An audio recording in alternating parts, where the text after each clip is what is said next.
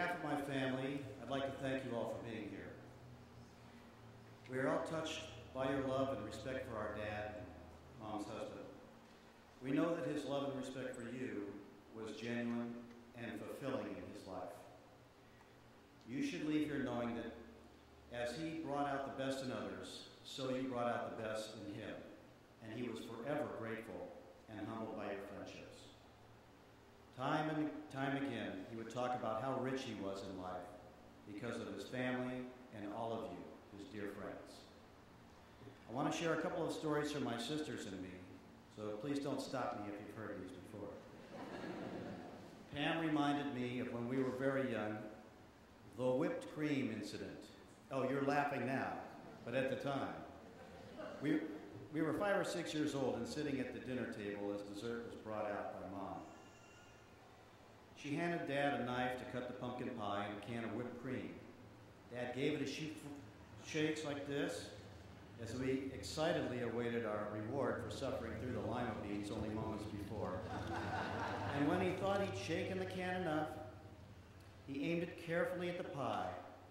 With a touch of his finger on the spout, the whipped cream exploded out of the can, and he looked at us all with that devilish look, that gleam in his eye, and then he let it rip.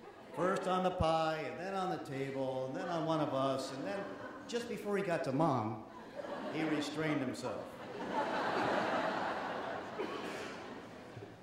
Just a couple of years ago, Dad and I and Judy were driving to Yuma for a golf outing with some of our buddies. About 25 or 30 of us go, and we stay for 3 days and play golf and that type of thing. And the first night, we usually have a dinner. And at the dinner, while we're waiting for our food to come, people get up and tell jokes. Well, I think you know where this is going. But he had a whole stack of jokes that some of you had sent him, some he found on the internet, and he was reading these jokes as we're driving the car.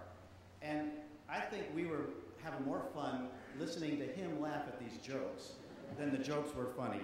But it was priceless, and we almost wrecked the car over it. Pam also remembered when Dad would come home from a mission.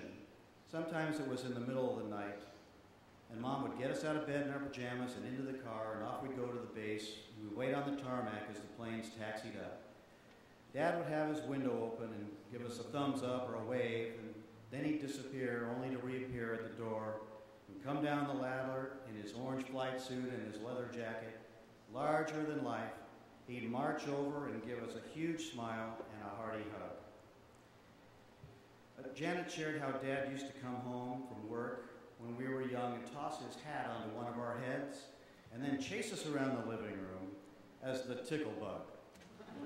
She reminded me how important our spiritual life was, and no matter where we moved, we always found a church to attend. And further, that whenever we went out on a trip, we were almost always home for church on Sunday. He didn't miss many of those. At one point, all 6 of us sang in the choir, and we were all pretty good. He shared his love with music with us in other ways too. We all sang around the piano at home all the years we grew up. Finally, Sarah shared a story about 1990, and the Soviet Union sent a rowing team to participate in the Crew Classic. Dad and Mom hosted the Soviet Union's Women's 8 for dinner one evening. One of those 8 women spoke a little bit of English, and of course our Russian wasn't up to snuff. So the evening started out a little stilted. Not to be bothered by this, though, Dad got his ukulele, and he played us and sang for the enormous Soviet women. Then, to our surprise, one of them grabbed the uke from him and played and sang a Russian song, and it went on from there. With lots of laughing and not a speck of awkwardness left, his uke was like magic that night, breaking the language barrier in its welcoming way. So that's a quick glimpse of our dad at home. Not much different than the Paul Hartley you knew. Ever faithful to God, family, and friends. A love for music, laughter, and mankind. A great patriot and American. A leader at home and in his community. An ordinary man doing extraordinary things. We say goodbye to the body, but his spirit lives on in us, all of us, and we are off for having known him. Thank you.